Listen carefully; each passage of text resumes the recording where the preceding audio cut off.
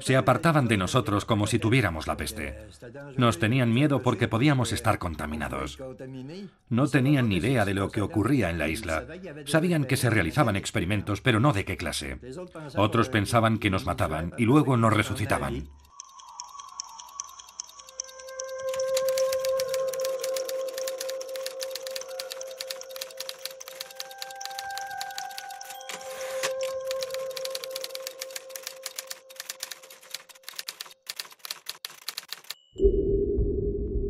Centro de Filadelfia.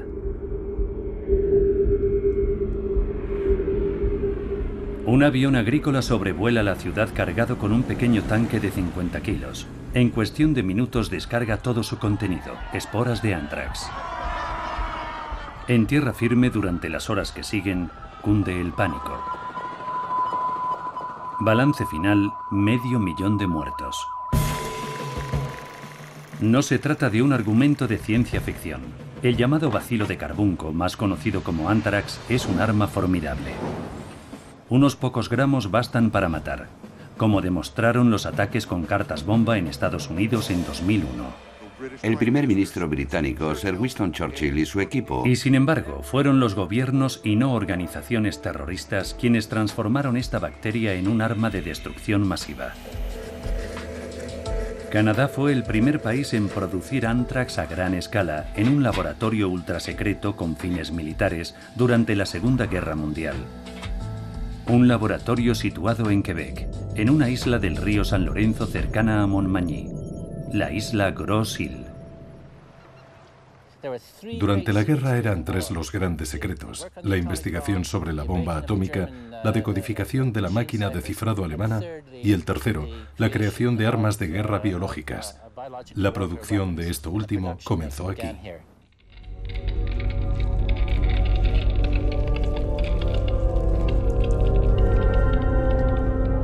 Nombre en clave de la operación: Proyecto N.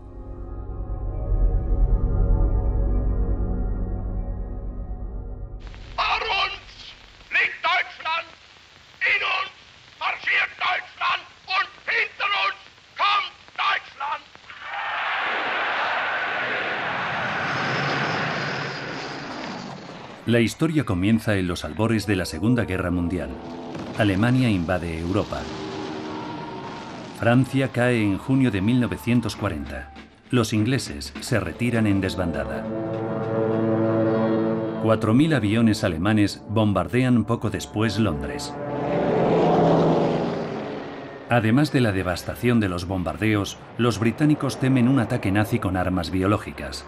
Ya los periódicos habían conmocionado a la opinión pública con artículos en los que se afirmaba que los alemanes poseían tales armas. En Canadá hay un científico que dice estar convencido de que la Alemania nazi se está preparando para iniciar una guerra biológica sin precedentes. Se trata de Frederick Banting, Premio Nobel de Medicina por su participación en el descubrimiento de la insulina. Es una de las figuras más influyentes a la hora de establecer programas de armas biológicas para los aliados. A partir de 1939 se reúne con oficiales británicos para convencerles de que se doten de armamento biológico. Lo que mucha gente no sabe es que la guerra biológica tuvo su origen en el médico e investigador Frederick Banting, el hombre que descubrió la insulina.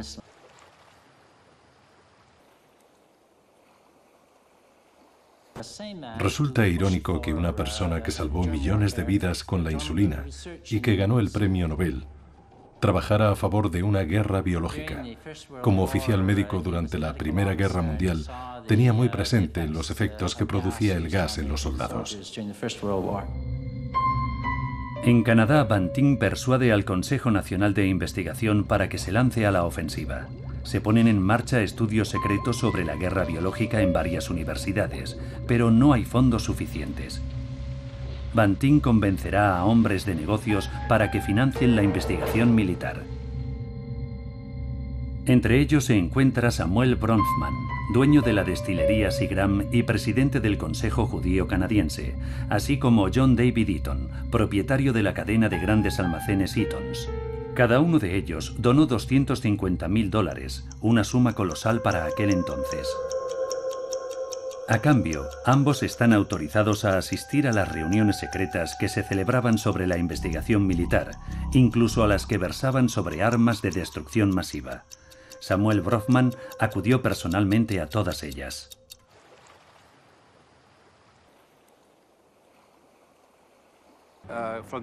Desde el principio estuvo considerado como asunto de alto secreto. El presupuesto y los fondos disponibles para el programa se canalizaban a través del llamado Fondo Santa Claus.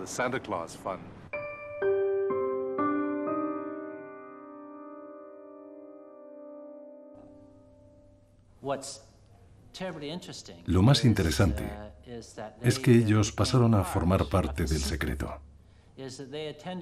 Ambos asistían a las reuniones clandestinas porque era su dinero el que se estaba utilizando para financiar la investigación sobre la producción de Anthrax y el desarrollo de otras armas biológicas.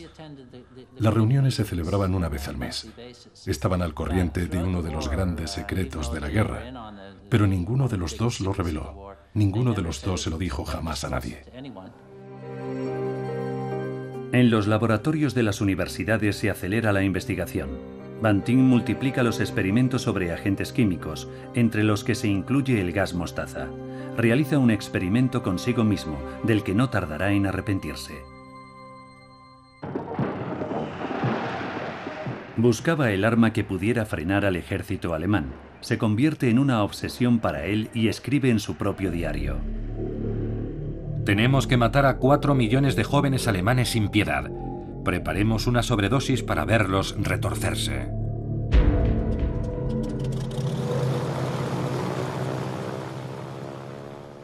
Frederick Banting nunca llegará a poner en marcha su plan.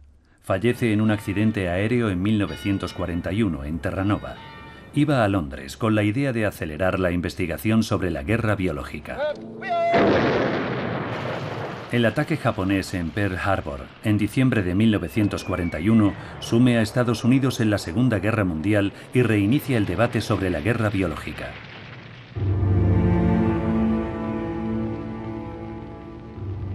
Los japoneses llevan a cabo experimentos aterradores en sus dominios. En Manchuria, la peste, el tifus, el cólera y el anthrax provocarán miles de muertos. Los japoneses fueron los primeros que empezaron a hacerlo, con sus experimentos bacteriológicos en China.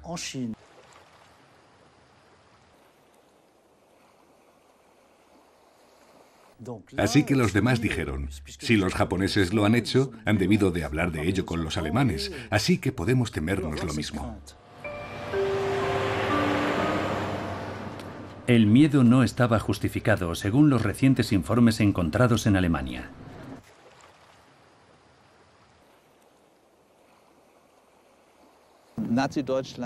La Alemania nazi no estaba de ninguna manera preparada para una guerra biológica. Obviamente, desde el punto de vista médico, existían medidas de defensa y prevención contra un ataque. En ese sentido estaba muy preparada. Había ropa protectora, vacunas, pero no existía ningún tipo de preparación para una ofensiva biológica. Hitler la había prohibido en 1942.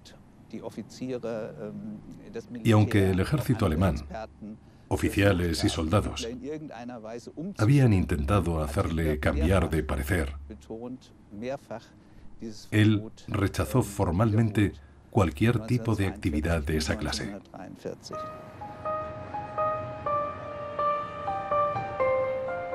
En Berlín, otros expertos llegan a esa misma conclusión. Los aliados estaban mucho más adelantados que los alemanes, porque pensaban que Alemania había avanzado mucho más que ellos.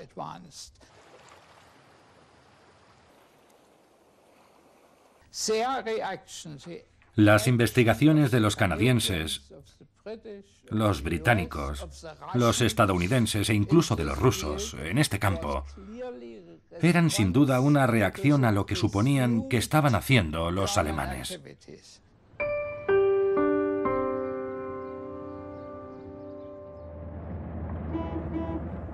Los británicos están convencidos de lo contrario. Establecen un laboratorio secreto como centro de investigación militar en Porton Down, cerca de Londres.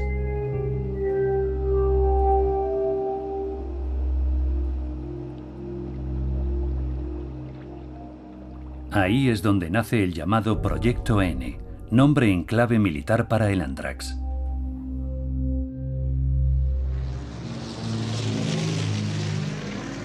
La primera operación de naturaleza ofensiva se planea en 1942, Operación Vegetariana. Objetivo, usar ántrax para destruir el ganado del enemigo. El arma biológica que iba a usarse eran esporas de ántrax. En un principio, el objetivo es meter esas esporas en unas cápsulas grandes llamadas pasteles, que están destinadas al ganado. Y la idea era dejarlas caer. La idea consistía en dejarlas caer desde el cielo sobre los pastos del ganado. Inglaterra produciría 5 millones de pasteles contaminados, pero el proyecto no llega muy lejos. El ejército duda de su eficacia sobre el terreno. Los militares buscan un arma que afecte directamente a los humanos para frenar al ejército alemán. La orden consiste en probar una bomba de ántrax. El lugar escogido es Gruinard, una pequeña isla deshabitada al noreste de Escocia.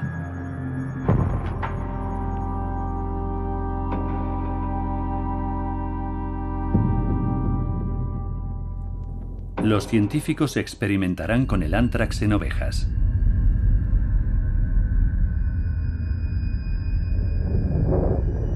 Tres días después de estar expuestos a la bacteria mueren todos los animales.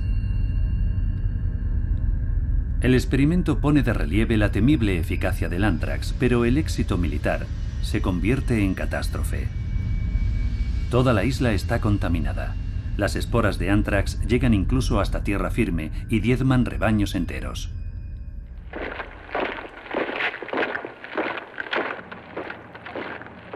Los británicos deben buscar pues un lugar más aislado para continuar con los experimentos y ponen el ojo en una de sus antiguas colonias, Canadá.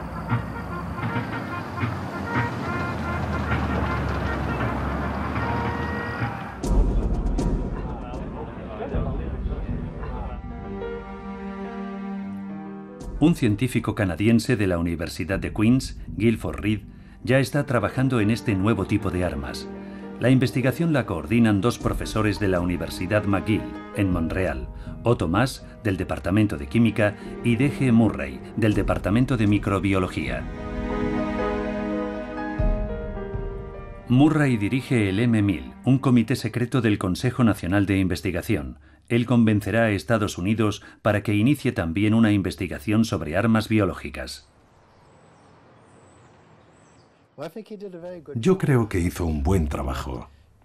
Su primera reunión tuvo lugar, creo, en 1942. Viajó a Baltimore y a Washington.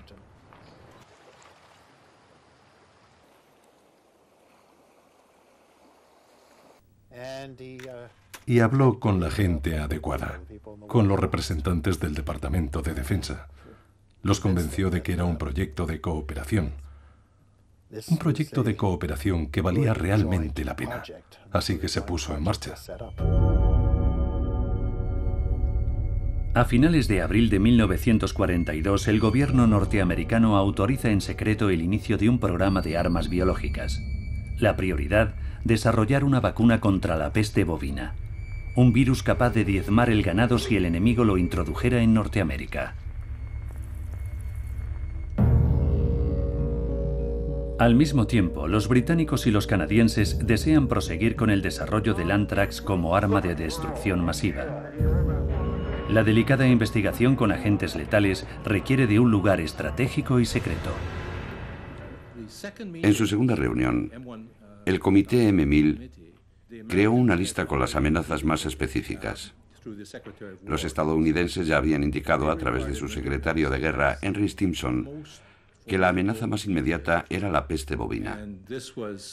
Charles Mitchell, científico veterinario, líder del programa, y Murray refrendaron la idea. Ambos participaron en un profundo debate sobre cuál debería ser la nueva sede de la investigación. Grossill salió a la palestra Mitchell personalmente creía que esa ubicación estaba demasiado cerca de la ciudad de Quebec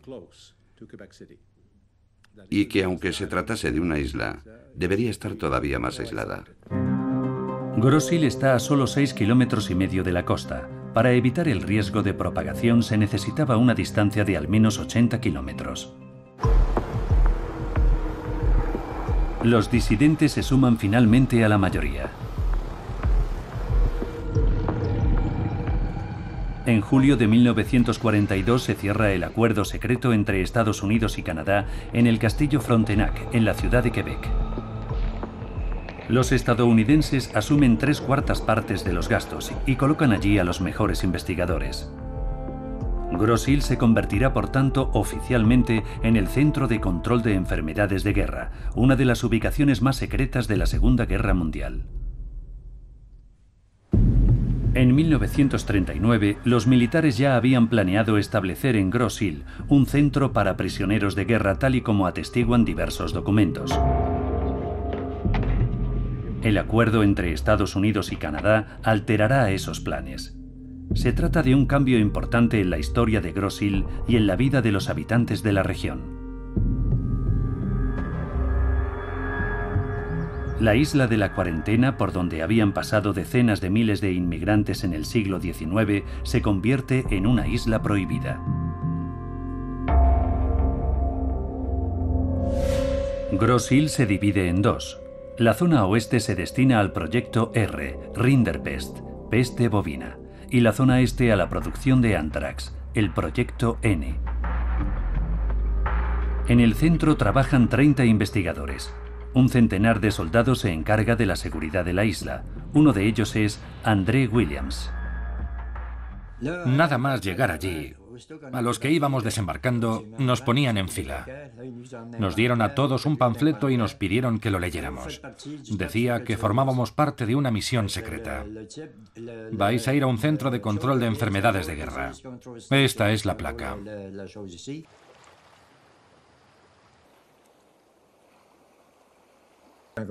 Cuando nos afeitábamos, en el espejo había un letrero que decía: si hablas demasiado, este hombre puede morir. Era tu cara lo que se reflejaba en el espejo. Teníamos terminantemente prohibido hablar de lo que ocurría allí dentro. Era un gran secreto. Por aquel entonces, cuando hice mis primeras investigaciones sobre el tema, comprobé que todo el mundo que estaba en la isla tenía que comprometerse a guardar celosamente el secreto. La isla estaba cerrada. Las cartas que escribían los soldados se abrían y examinaban. Tenían prohibido mencionar siquiera lo que hacían en la isla o incluso dónde se encontraban. Lo mismo pasaba con las fotografías. Hay muy pocas fotografías de la isla durante la Segunda Guerra Mundial. Era sin duda un asunto de alto secreto. Solo el ministro de Defensa y algunos funcionarios sabían lo que ocurría. El primer ministro estaba al tanto, pero no estaba muy interesado en lo referente a la guerra.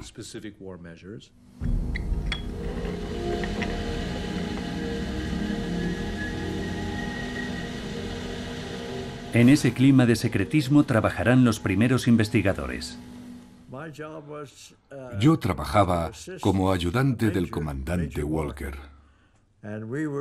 Teníamos que preparar una vacuna y producir una cantidad suficiente como para enviarla al otro lado del océano.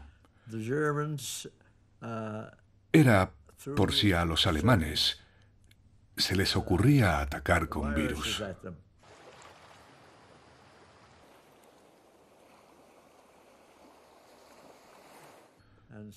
En algún sitio habían oído que Alemania se preparaba para lanzar un ataque con bacterias. Había mucho misterio sobre la isla. Hasta los que estaban allí no sabían lo que ocurría. Solo los científicos teníamos derecho a saber lo que estábamos haciendo, con qué microbios estábamos trabajando. Solo nosotros sabíamos cuáles eran los peligros a los que nos enfrentábamos.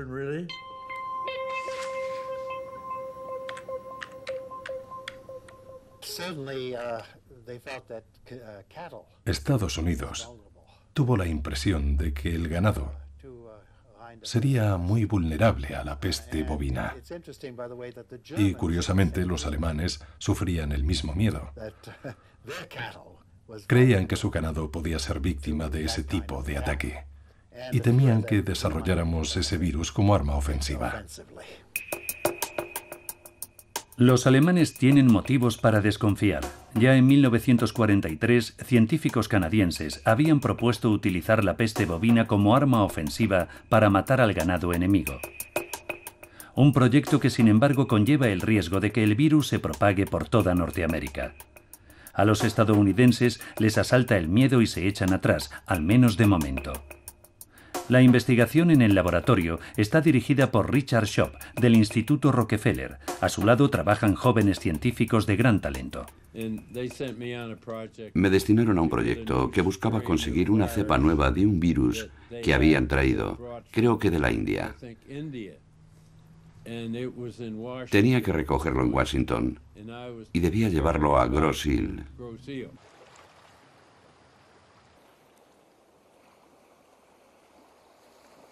Tenía también que realizar autopsias a animales muertos y extraer los nódulos linfáticos y los órganos. Los procesábamos para conseguir una vacuna que sabían que sería eficaz.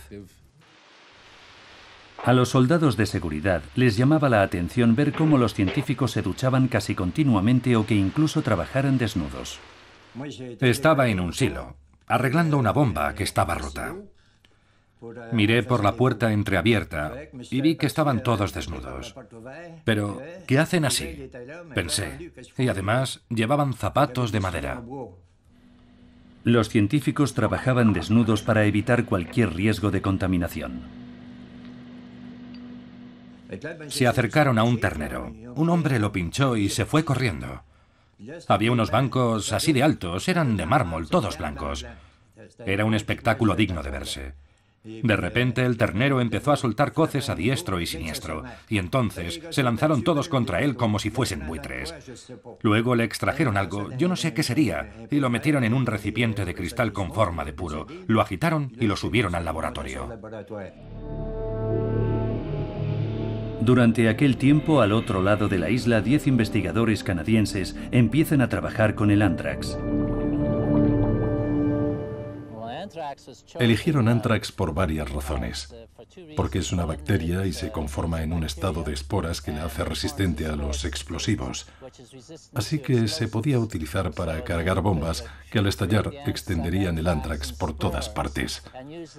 La segunda razón fue por su susceptibilidad a la penicilina. La penicilina se acababa de descubrir. Y Canadá era el país líder en el desarrollo de armas bacteriológicas y en la producción de penicilina a gran escala. Y la tercera razón era que la mejor arma biológica es aquella para la que tú tienes la cura y, por supuesto, el enemigo no.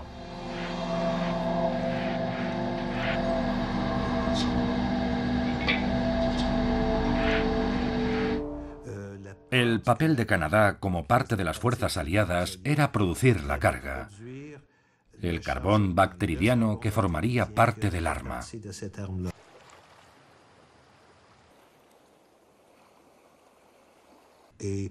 El objetivo fijado era conseguir una producción de aproximadamente unos 120 kilos por semana.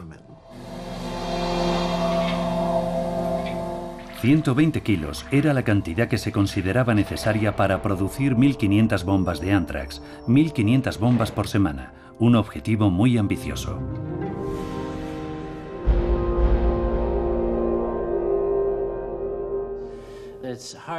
Y aunque es difícil de imaginar, en aquellas cámaras de hierro, se almacenaba una bandeja tras otra de anthrax.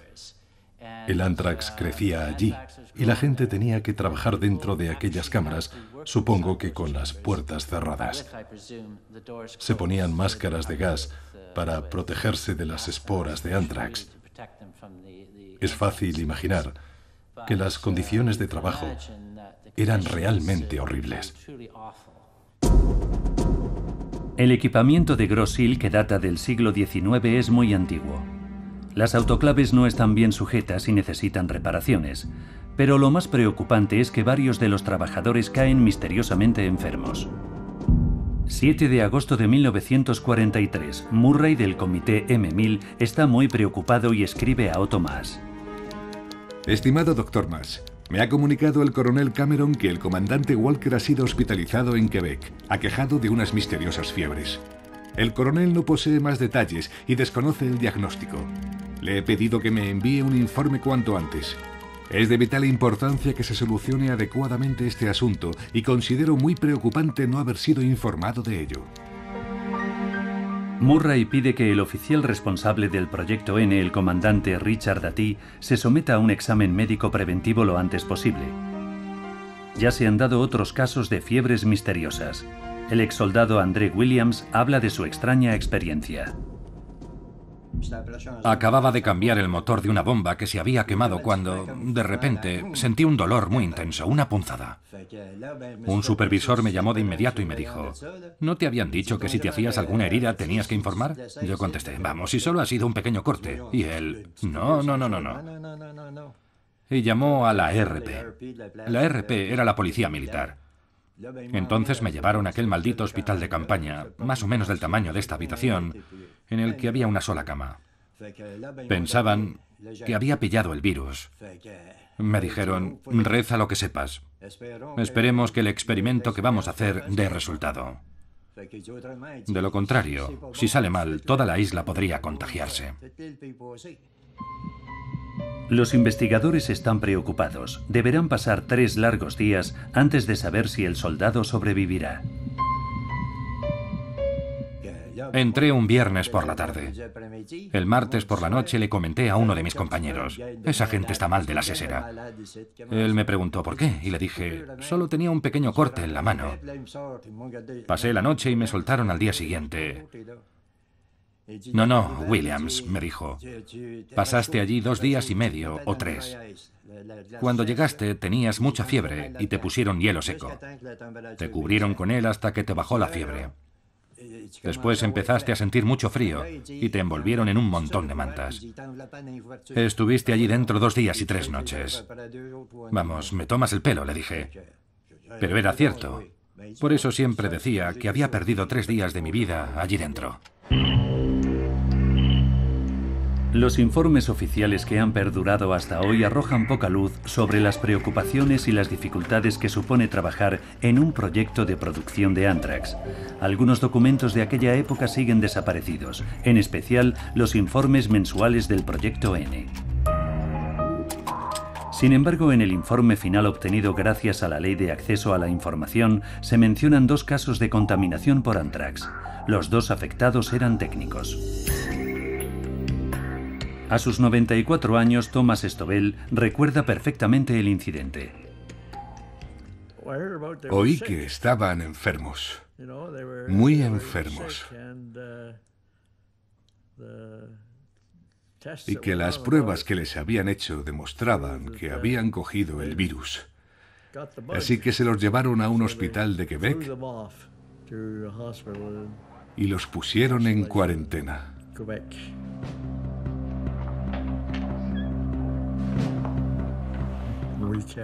No dijimos una palabra del incidente. No queríamos que nadie lo supiera. Solo los científicos estábamos al corriente porque compartíamos el mismo dormitorio con ellos. El oficial responsable del Proyecto N en Grosse Ile, el comandante Richard Dati, está preocupado y comparte en vano esa inquietud con sus superiores.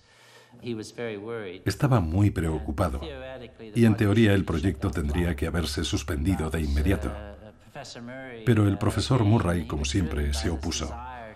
Estaba obsesionado por demostrar a estadounidenses y británicos que los científicos canadienses eran tan buenos o mejores que ellos. Por eso negó que la situación fuese peligrosa, como sugería el doctor Dati. 1943. Alemania sigue dominando Europa. El desembarco fallido de los aliados en Dieppe ha minado la moral de las tropas. Al otro lado del Atlántico, los submarinos alemanes aumentan su presencia en el Golfo de San Lorenzo. Una situación que preocupa a las autoridades de Gros-Île. Los militares han establecido además un puesto de vigilancia en el punto más alto de la isla. No dormíamos tranquilos por las noches. No dejaban de llegar noticias. Se rumoreaba que los alemanes habían llegado a Toronto y también que habían desembarcado en la isla Santa Elena en Montreal. Todos pensábamos que si podían llegar allí, también podían llegar a Gros-Île. Nuestro miedo era que si se enteraban de lo que ocurría en la isla, podían intentar atacarnos. Una noche de otoño de 1943 suena la alarma. Eran las 3 de la madrugada. Hacía una hermosa noche de otoño, algo fresca. De repente sonó el teléfono en todas las cabañas, en todas las residencias. Sonaron 2 veces, después 3 veces. Se oían por todas partes. A mí también me llamaron a las 3 de la mañana. Primero el coronel americano y luego el canadiense me dijo: vaya inmediatamente a Intendencia y reúna a todo el que pueda. Hay un submarino alemán inspeccionando la zona. Madre mía, todavía se me pone la carne de gallina. Algunos ni se molestaron en vestirse hasta que llegaron a la playa. Al final resultará una falsa alarma. No se divisa ningún submarino alemán. Su miedo está justificado. Los servicios militares germanos han oído rumores sobre la investigación de los canadienses en el desarrollo de armas biológicas. En 1941, los informes del Ministerio de Defensa junto con los del contraespionaje alemán indicaban que Canadá, en colaboración con Gran Bretaña, estaba realizando pruebas en algún lugar del país con armas biológicas. Los submarinos alemanes inspeccionaban las costas enemigas, sobre todo la costa atlántica. Desde el momento en que los barcos zarpaban del puerto, los submarinos alemanes intentaban torpedearlos con el propósito de hundirlos. Pero al mismo tiempo, tenían también como misión desembarcar espías en la costa enemiga, tanto en Canadá como en Estados Unidos. Y sobre todo, a orillas del río San Lorenzo. Este sería el caso a finales de 1942. Un espía alemán, Alfred von Janowski, es depositado en Gaspésy por un submarino. Le arrestan en un tren cerca de la ciudad de Quebec con dinero y un radiotransmisor en la maleta. Todo derivado de la atmósfera de tensión que genera la producción de Anthrax en Gros-Île. Otro problema de la isla es su aislamiento en invierno, lo que dificulta el envío de muestras de Anthrax a otros laboratorios aliados para evaluar su virulencia. Estas bacterias mortales se colocan en garrafas recubiertas de mimbre. Fue este tipo de recipiente el que tuvo que transportar Joseph Lassons en canoa hasta Montmagny en 1943.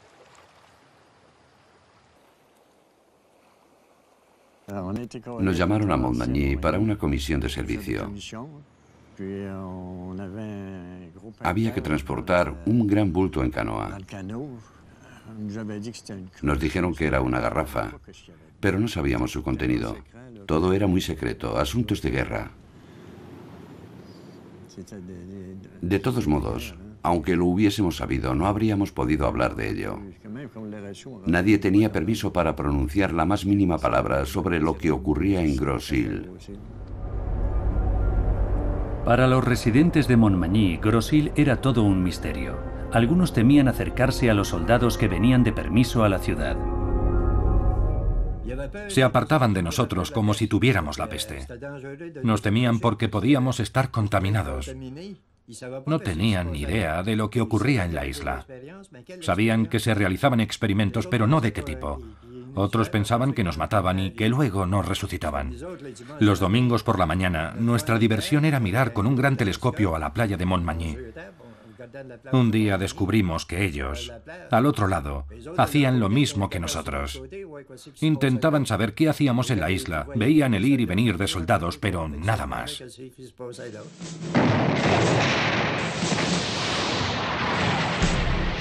Unas semanas después del desembarco en Normandía, los alemanes responden utilizando una nueva arma, el cohete V-1.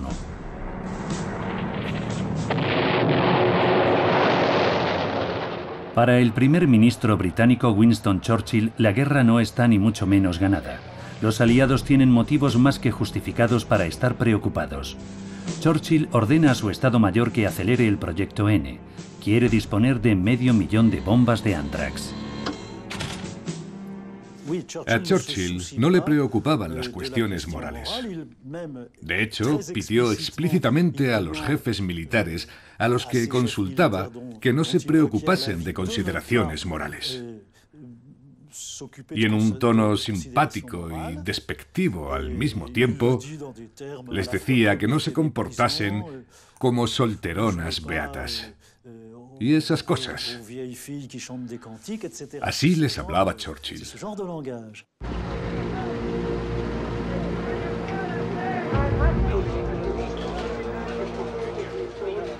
El Estado Mayor británico concibe entonces un plan de ataque, una auténtica operación para sembrar el terror biológico. Se proponen utilizar cientos de miles de bombas de Anthrax para eliminar a la población de 6 ciudades alemanas: Aquisgrán, Wilhelmshaven, Stuttgart, Frankfurt, Hamburgo y Berlín. El plan consistía en aterrorizar a todo un país, desde el más humilde de sus habitantes hasta el más poderoso de sus líderes, para demostrar al mundo que la continuación de la guerra conllevaría la aniquilación total de los implicados. En Gross-Hill, sin embargo, se multiplican los problemas de producción de Anthrax. Al comandante Dati le preocupa la presencia de moscas en el laboratorio.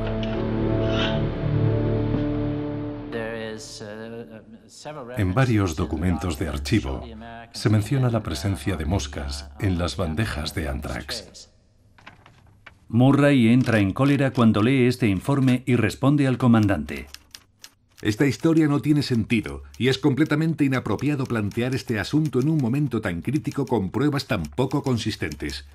Por favor, eliminen las moscas del edificio, aíslen el Proyecto N de su presencia e infórmenme. El problema de las moscas es que se mueven continuamente. Se posan en la comida, en la ropa, en la gente, y si transportan el agente infeccioso resulta muy peligroso. No son las moscas el único problema que preocupa al comandante Dati. Sospecha que hay una fuga de Anthrax en la bomba de evacuación del laboratorio, una fuga que podría contaminar la isla y a todo el personal. El comandante Dati se quejó a Murray de que la producción de Anthrax estaba contaminando el ambiente y de que se requerían medidas inmediatas. Pero en aquel momento las autoridades canadienses no estaban dispuestas a invertir más dinero en Gross-Hill, ya que iban a cerrar la operación.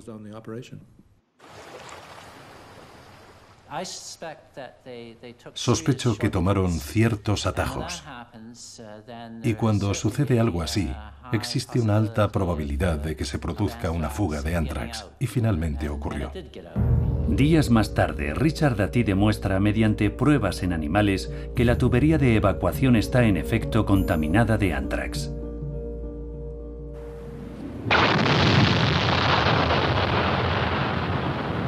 Por esas mismas fechas, el ejército canadiense está probando nuevos tipos de armas en la base experimental de Suffield, en Alberta. El plan aliado consiste en probar allí la nueva bomba de Anthrax. Al principio, Murray se muestra a favor de la iniciativa. Mi entrevista con el Dr. Cameron ha resultado muy satisfactoria. No se opondrá a los ensayos con Anthrax en Suffield. No obstante, habrá que levantar una valla doble alrededor de la zona de unos 13 kilómetros cuadrados. Pero después, por miedo a posibles errores, Murray se opone. No estoy de acuerdo con que las pruebas se lleven a cabo por personal sin la formación ni la experiencia requeridas. La simplificación obedece a razones económicas y conlleva riesgos innecesarios. Unas manos inexpertas solo incrementará dichos riesgos. Los expertos temen que se produzca una contaminación por Anthrax como la ocurrida en la isla Gruinard. Se diseñaron varias pruebas para Suffield, pero según el Ministerio de Defensa Nacional canadiense, se cancelaron en el último minuto. Tenemos pruebas que sugieren que el proyecto no obtuvo nunca la aprobación final. si tomamos en consideración que había un plan previsto, que no había equipo suficiente, que había cambiado el contexto militar y que varios documentos indican que el proyecto no se llevó a cabo, y si a eso le añadimos que los estudios y las observaciones que existen hoy demuestran que no hay contaminación, la conclusión es que al final las pruebas no se llegaron a realizar.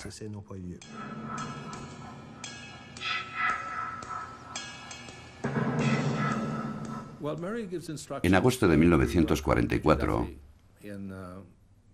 Murray dio instrucciones al comandante Dati para que cerrase la operación, pero le dijo que dejase todo dispuesto para que pudiera ser reactivado en caso necesario. Además, le pidió que enviara a Washington una prueba del material producido para que los estadounidenses pudiesen examinar la calidad de las esporas de anthrax que se habían obtenido. La producción ha alcanzado un total de 439 litros de anthrax, una cantidad sustancialmente menor de la que se tenía prevista en un principio. No obstante, según los especialistas, esos 439 litros representan 70.000 millones de dosis letales. En teoría, en Grosse Ile había suficiente anthrax como para destruir 30 veces la población mundial de la época.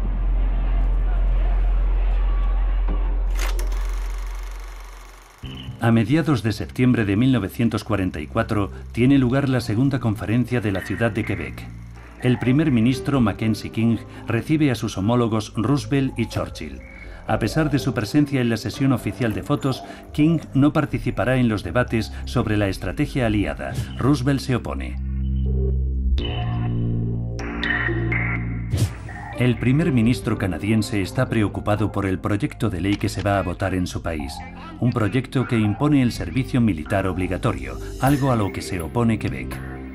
En cuanto al Proyecto N, los gobiernos quebequenses de Adélard Godbout y Maurice Duplessis serán ignorados. Las decisiones sobre las armas biológicas y los experimentos en Grosse Ile se toman en otro sitio. En secreto, los estrategas militares de Estados Unidos y Gran Bretaña han decidido ya el rumbo que tomará el Proyecto N.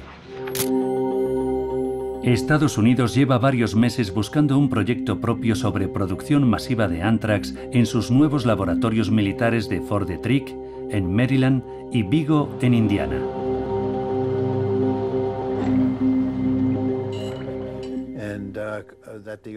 Cuando se decidió que Estados Unidos era el lugar perfecto para trabajar con armas biológicas, que era la elección más lógica a la hora de producir armas, entonces el objetivo pasó a ser la producción de 1 millón de bombas de anthrax. Al final solo se producirán 5.000 bombas de anthrax, que se envían a Inglaterra. La rendición de Alemania en mayo de 1945 y el desarrollo de la bomba atómica pondrán fin al plan de usar anthrax como arma de destrucción masiva. Pero la historia de Grosse Ile no termina aquí. Los científicos siguen trabajando en la peste bovina, aunque un grave incidente trastocará la investigación. En 1945, las relaciones entre francófonos y anglófonos degeneran. Lo que empieza como una disputa en un barco aumenta hasta convertirse en una confrontación directa. Guillaume, el capitán del Gallard, nos dijo: «Dejadlo de una vez. Aquí hay 10 metros de profundidad y solo sois 15. Ni encaramándoos unos sobre otros lograríais mantener la cabeza fuera del agua. Así que parad de una vez». Acto seguido, disparó al aire y dijo: «La próxima vez soy capaz de mataros a 6 con una sola bala, y ahora mismo tengo 6 balas. Así que podría mataros a todos». Así que cuando regresamos al puerto resurgió la disputa. Se volvieron locos.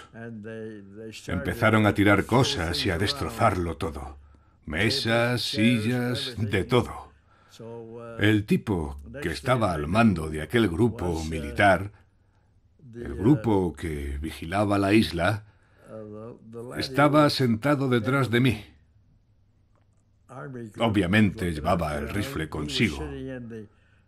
Estaba borracho y empezó a decir todo lo que le haría a los alemanes si estuviese en el frente. Y de repente, allí mismo, disparó al techo, justo por encima de mi cabeza.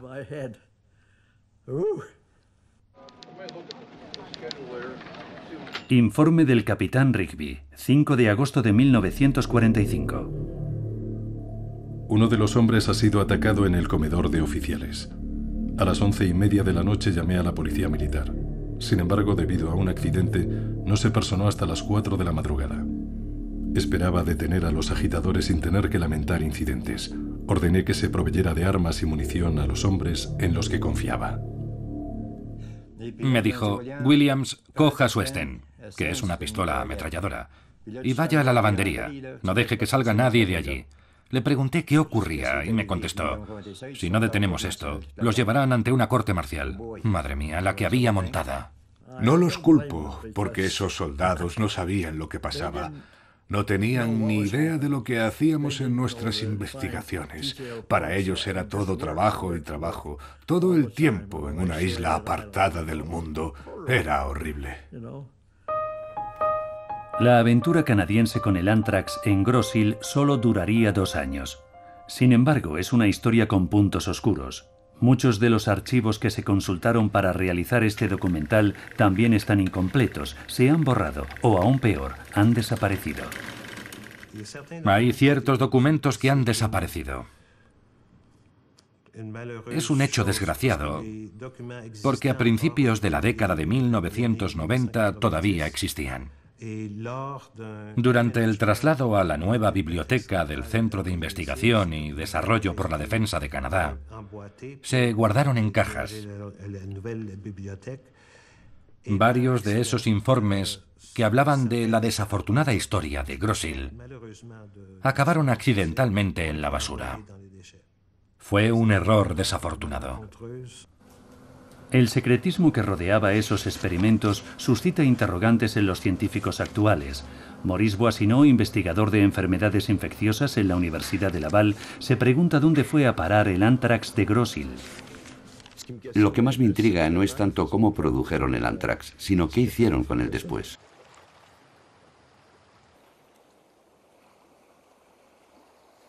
¿Se deshicieron de él de una forma adecuada o lo arrojaron sin más al fondo del océano?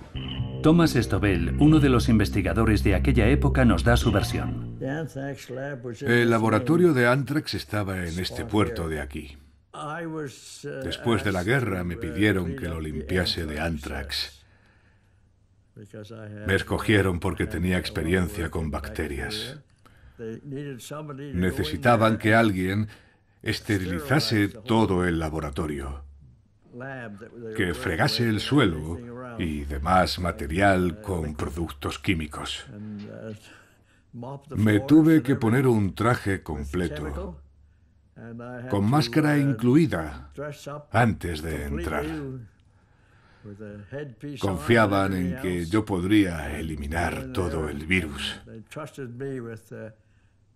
No debía quedar el menor rastro después de mi intervención.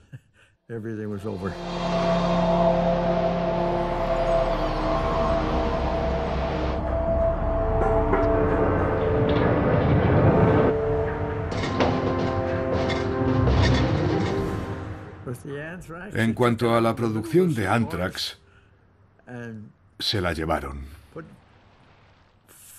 La sumergieron en el San Lorenzo.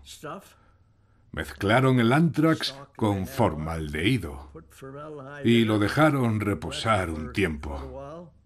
Después lo lanzaron al fondo del río San Lorenzo. Estas revelaciones suscitan más dudas, sobre todo teniendo en cuenta que las esporas de Anthrax sobreviven incluso en condiciones extremas durante más de 100 años. Canadá, al igual que los demás países, está obligado a arrojar luz sobre estos trabajos. Ya no tiene sentido seguir ocultando lo que ocurría en los programas secretos de armas biológicas en los 50 y 60.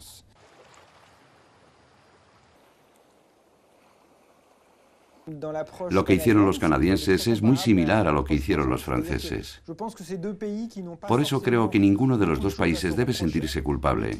Simplemente, ambos se vieron envueltos en una cultura de secretismo y mentiras de la que siempre cuesta mucho salir.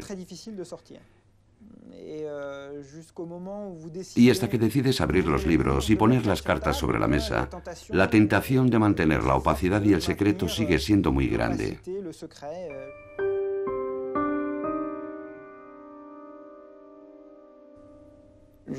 Creo que todo el mundo debería entender el contexto en el que se llevaron a cabo los experimentos. No es una cuestión de culpabilidad o moralidad. Simplemente es algo que forma parte de nuestra historia, tanto de los canadienses como de los franceses. Y en ese sentido, los canadienses tienen derecho a conocer su historia.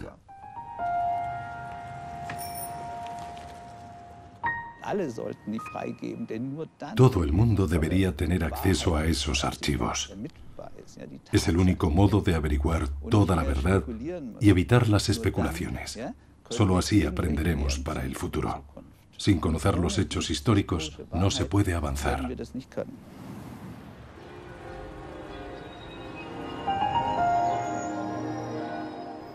Los secretos militares solo se revelan cuando se obliga a ello. Si se trata de batallas sobre las que se conoce el plan de acción, no hay razón para ocultar archivos ni para evitar que hablen los testigos. Pronto pasan a formar parte de la historia. Pero cuando se trata de proyectos que no salieron a la luz y que podrían resultar útiles en un futuro, la cosa cambia. No olvidemos que poco después se inició la Guerra Fría y ambas partes se pusieron manos a la obra para desarrollar ese tipo de proyectos. De hecho, ese fue el caso de Canadá. Tras el final de la Segunda Guerra Mundial se siguieron desarrollando armas biológicas en Gros Isle. Durante la Segunda Guerra Mundial, hubo debates ocasionales sobre si usar o no la peste bovina como ofensiva militar. Pero nunca pasó de meros debates teóricos. Sin embargo, la cosa cambió durante la Guerra Fría. Entonces reabrieron Gros Isle y se intensificó la investigación sobre una vacuna eficaz. Incluso se barajó la posibilidad de usar la peste bovina contra la Unión Soviética. Para los descendientes de los trabajadores del Centro de Control de Enfermedades de Guerra, toda esta historia sigue teniendo cabos sueltos. Diría que mucha gente de la región sabía que se realizaban experimentos en Gros Isle, pero no tenían ni idea de su naturaleza.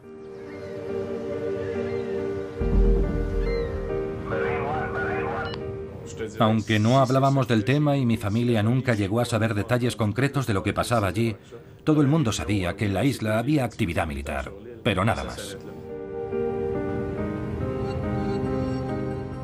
Siempre fue alto secreto. Todo lo que tenía que ver con los experimentos, como habéis podido comprobar, pertenecía al halo de misterio que rodeaba la isla.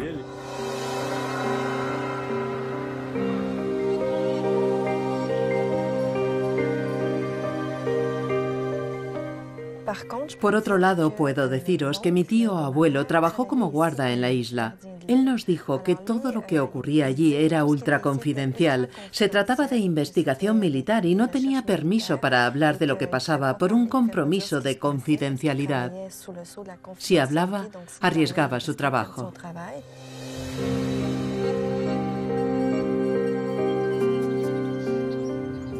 No creo que exagere si digo que era uno de los secretos mejor guardados de Norteamérica. Nada de lo que ocurría allí salía de la isla.